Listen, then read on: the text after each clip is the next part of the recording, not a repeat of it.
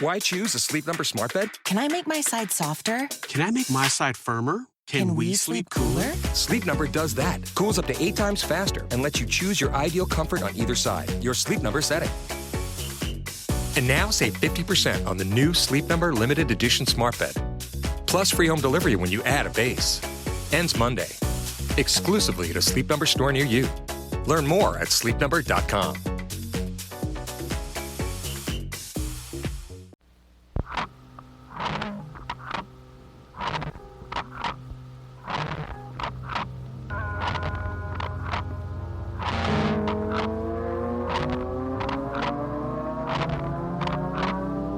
This is the Berman Project.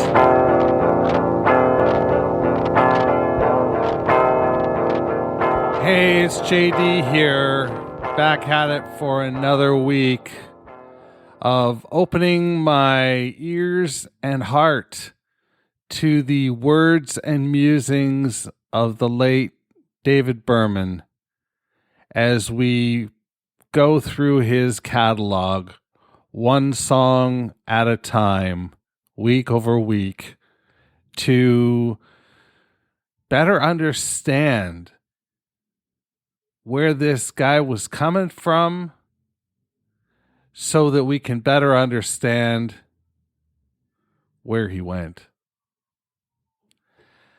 I hope you're doing all right. I am most excellent right now. I lifted my little moratorium on pot, and I'm in a really good place. I go for a walk every Friday with a friend of mine from kindergarten, believe it or not. We reconnected probably 2 years ago, and I went through all high school with him, was a good buddy. We had a hell of a time, but when high school was over, everything sort of drifted, and he ended up becoming a minister, a pastor, and in fact, he did my father's funeral and would have done my mother's funeral had he not left the church,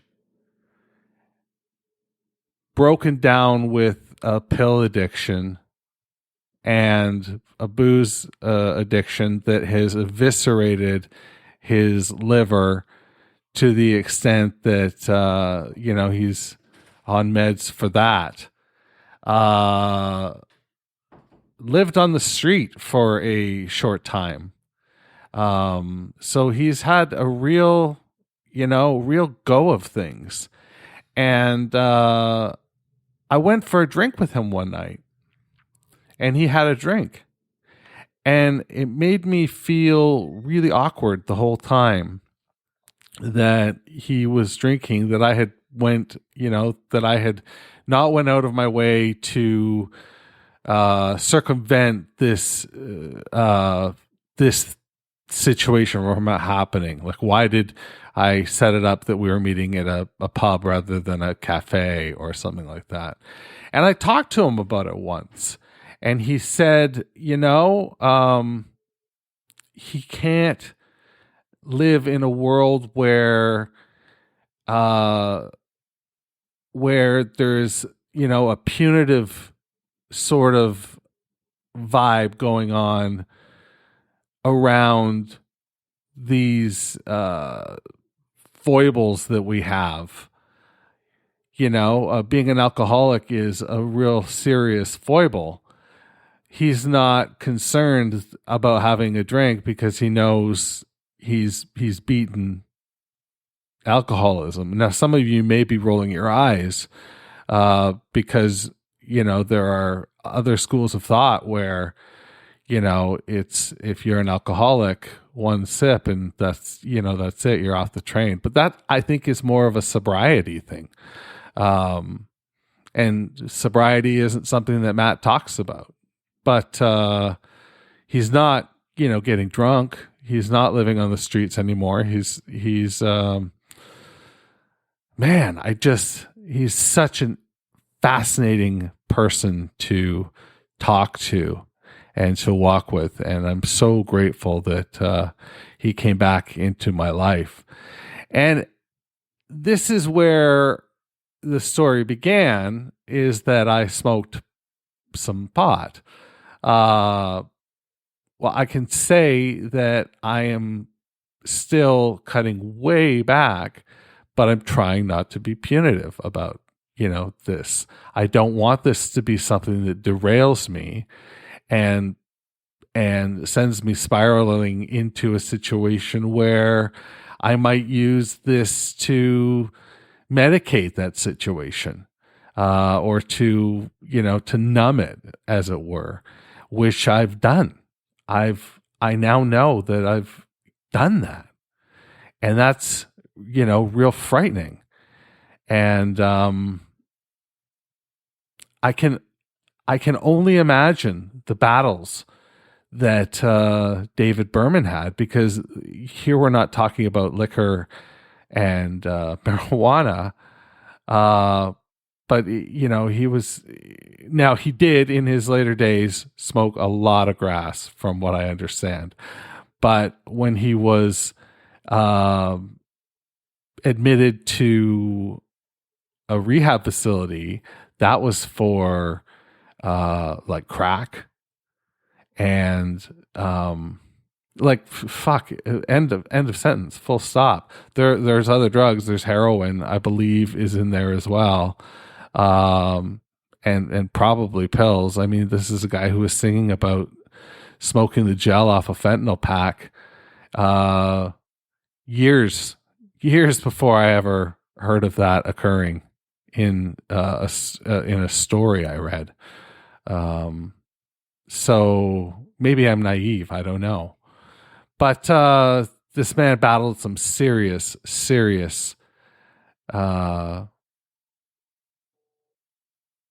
demons, I guess, right? Demons. There's no better way to say it. And he left behind a lot of words, and beautiful words. And he left behind some wonderful music. And what we're going to enjoy today is a song called The Walnut Falcon, which incidentally was one of the names that was floated around for, what ultimately became Silver Jews. Yeah, it could have been the Walnut Falcons, right? So this was clearly something that David had in his mind. And when you listen to this song, it's much different than Canada, which we heard last week. This song also comes from the EP Dime Map of the Reef, but I'm sharing it to you from the Early Times compilation by Drag City. The Drag City put together prior, it consists of the records. It's like Westing. It's like Westing in that it consists of the independently released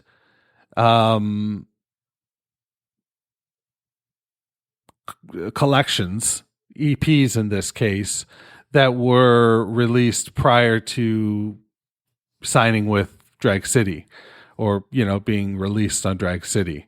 I can tell you that those three are the three of them are Dime Map of the Reef, which is what we're talking about in this case, and then the Arizona record. And is that it? Dime Map of the Reef and the Arizona record. Yeah, that's actually it. Oh, no, Silver Jews and Nico. There's Silver Jews and Nico, which is a single that came out in 93. So yeah, that's where we're listening to this track from. I don't quite have the the means to, track down all that old stuff. It would be cool to have in the collection at some point, but I don't have it right now. So we are going to listen to it from Silver Jews, the early years. Came out in 2012. And I don't know. I think this is a lot different than what we listened to last week. We listened to Canada. And this is a song to me that reminds me more of primordial David Berman. There is something to this that feels, Berman-esque. And that makes sense. I mean, he's part of it, along with Bob Nastanovich and Stephen Malkmus. And there are other members. Bob tweeted out a couple weeks ago another member of the Silver Jews, and I forget, I say the Silver Jews, but it's Silver Jews. But I forget who that person was now. So you check out Bob's Instagram, Bob's Twitter, which is, a fantastic Twitter to follow regardless. Anyway, let's give this track a listen. This is The Walnut Falcon on the Berman Project.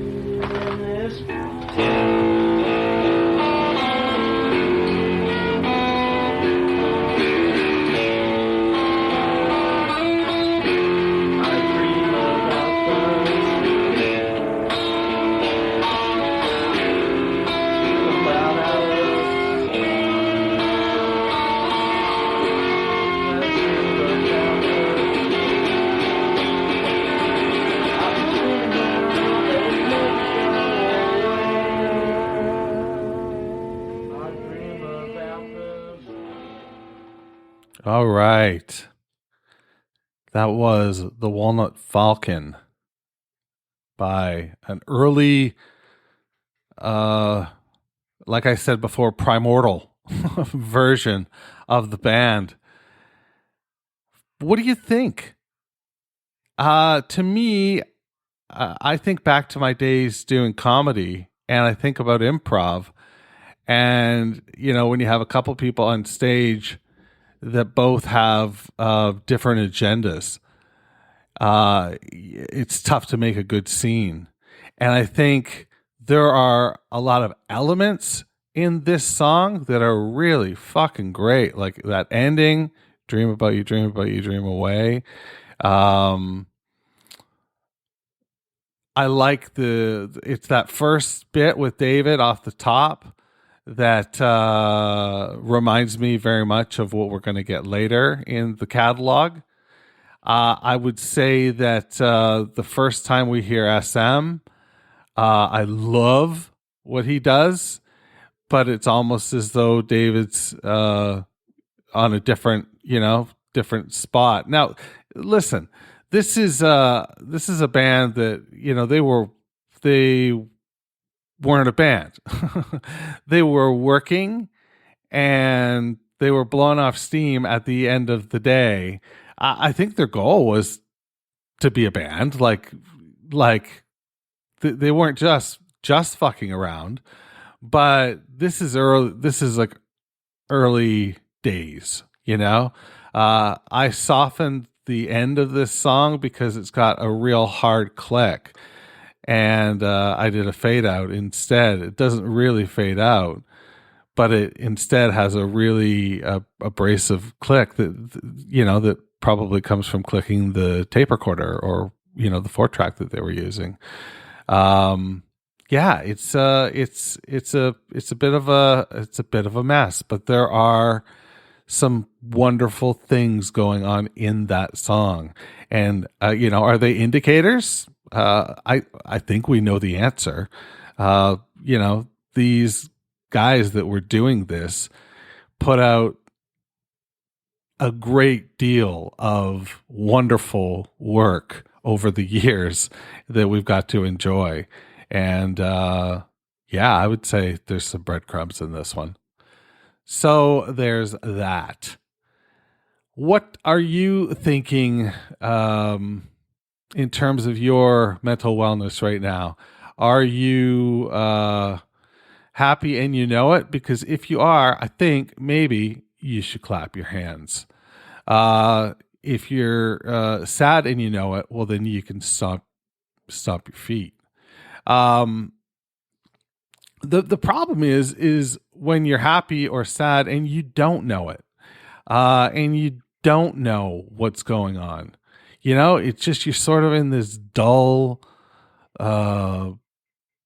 just blurginess, and it's a scary place to be. It's languishing. It's just not satisfying at all. And that's, that's shitty. It's a shitty way to live. So if you're feeling that way, reach out to somebody, talk to a friend. And this is an interesting message that when I was doing some volunteer work and I was also in their comedy program, they had a stand-up comedy program for mentally ill people. And the point was we would use, the stand-up to, put, I don't know, some context around what we were feeling or thinking, maybe give it some shape, some form, some color. I don't know. But that's what it was. So when I was in that program, we talked a lot about, talk to your strong friends. And that's always resonated with me. Talk to your strong friends because, yes, there are people that we know out there that are, dealing with addictions to various things as a coping mechanism, trying to work their way through mental illness, trying to work their way through their mental illness, in whatever way they can. But then there's your friends that you perceive as being real strong and,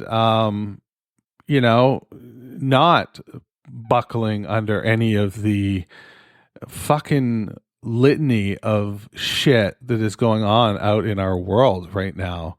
We have access to an unprecedented amount of news through, all sorts of different devices and channels. And it's, it's almost too much. It's almost too much to just know the kind of shitstorm that we're living in right now and how precariously it is that we're balancing, So check in with those that are strong as well. You never know what could come of that conversation. It could be something that is groundbreaking or even life-saving. So there's that. We continue our journey working through actual air with a poem called Classic Water. I remember Kitty saying we shared a deep longing for the consolation prize, laughing as we rinsed the stagecoach. I remember the night we camped out, and I heard her whisper, "Think of me as a place," from her sleeping bag, with the centaur print.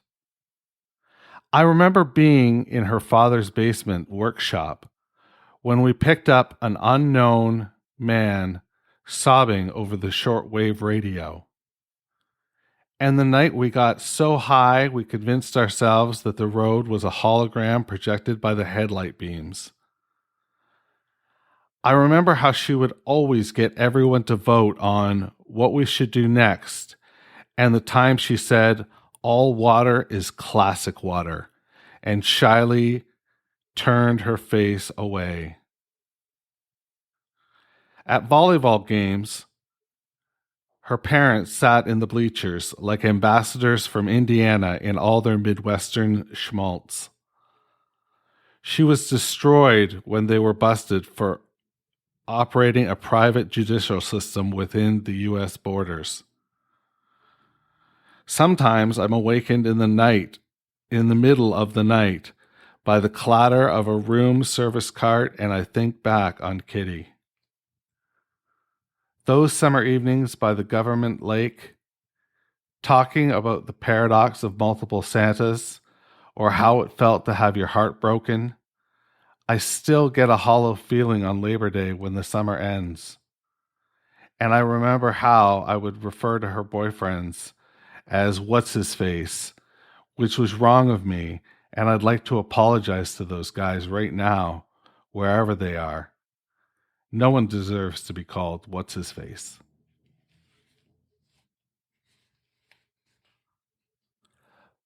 Boom. That is a fucking slap in the face. Like in a wonderful way. Oh boy. This is what I like about poetry, this poem. How do I be more specific about that? I like the layer of the main story that's going on, but we get other things sort of dropped in. But I guess that's not really even the case, because every stanza is about her in some way, is about Kitty. They shared a deep longing for the consolation prize. What a fucking line. Like, put your pen down right then and just, put your feet up. That's the day's work. You're done. You're done for the week. You're waiting for your weekly you're waiting for your annual bonus. And you write that line, you put your pen down, and you just keep waiting for your annual bonus. That's what you do. That's what you do when you write a line like that. God damn it.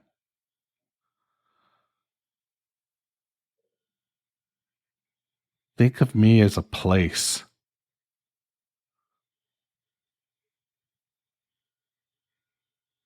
Oh boy. Yeah. It feels very autobiographical. It feels very real, but this is somebody who is operating at a pretty high level here, and his job is to make it feel real. The whole point of this is that you're reading this and you want to know more about this protagonist, and does he ultimately find Kitty again? Like, you just want to be left wondering and think about that and have it, gnaw at you a little bit. I love the fact that he threw a curveball. The curveball being, to me, he remembers how he would call her boyfriend's what's-his-face, which was wrong of me, and I'd like to apologize. And in my head, I'm thinking he's going to apologize to Kitty, for not acknowledging her boyfriends. But instead, he wants to apologize to all the guys because nobody deserves to be called what's-his-face. Like, it's funny. It's touching. It's Stand By Me. It's the Wonder Years. But on a higher plane. Anyway, I think it's great. Pick up the book Actual Air. You can get it from Drag City, I believe, or is it Matador? Yeah, I'll have it for you next week. I'll get that. That'll be something that I work on. Okay. With that said, I'm looking for an outro catchphrase. I don't know what that should be, but I'll try and track it down. But in the interim, I'm going to go with wash your fucking hands. And be curious. Talk to you next time. The Berman Project is a production of Duvra Podcasts and Such. You can find out more about the show at www.thebermanproject.xyz. That's right. I'm fucking Canadian. I'm also social. Find me on Twitter, Instagram, and all the rest at Berman Project.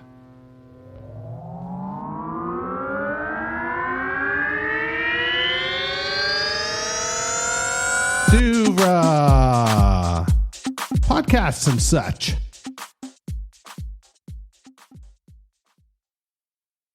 Taxes was taxing. Now taxes is relaxing when you file for free. I can file for free? TurboTax Free Edition. Roughly 37% of filers qualify. Simple Form 1040 returns only. See if you qualify at turbotax.com/free. I can file for free. Now this is taxes. File for free with TurboTax Free Edition and get your maximum refund. No schedules except for earned income tax credit, child tax credit, and student loan interest. See if you qualify at turbotax.com/free.